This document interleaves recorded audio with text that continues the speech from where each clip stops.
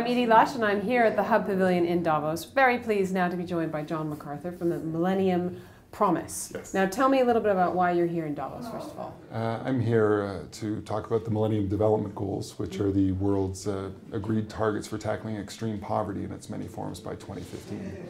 So I have the privilege to be here as part of the group of young global leaders, but also with a really specific focus on what can be in a very important year for the goals, kind of an agenda-setting discussion in many ways around what can be done this year around the world to take practical steps for these goals.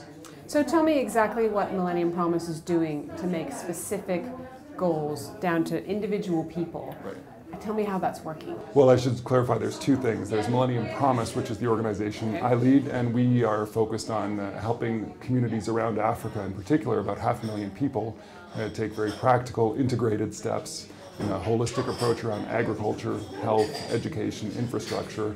And we call that the Millennium Villages Project, to really show what success looks like. Very modest amount of resources, very practical interventions, but a partnership strategy with some of the poorest communities in the world.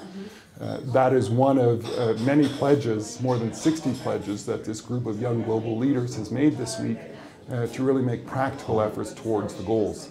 And the basic spirit is the governments are the ones who made the original commitments in 2000 to cut extreme poverty by half by 2015 and to tackle child mortality and maternal mortality and so forth.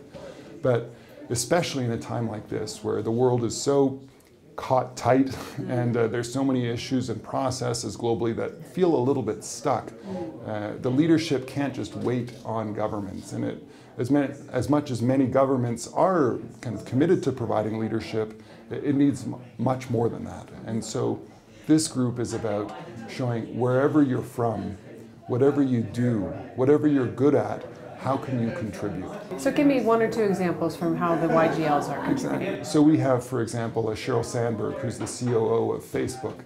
She's mobilizing Facebook to connect 20 million people to support organizations and causes related to the Millennium Development Goal number 3 for gender equality and really supporting women and girls to achieve these goals.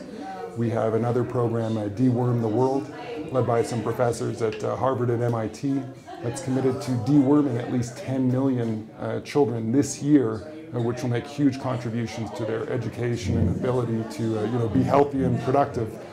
We have others that are doing very creative but smaller things, ranging from supporting a school that's going to have a special focus on girls in Afghanistan. We have others that are just thinking through how can they leverage their techniques, their skills, their networks, their resources to make, again, practical steps, any size, but to do something. So those are just a few examples.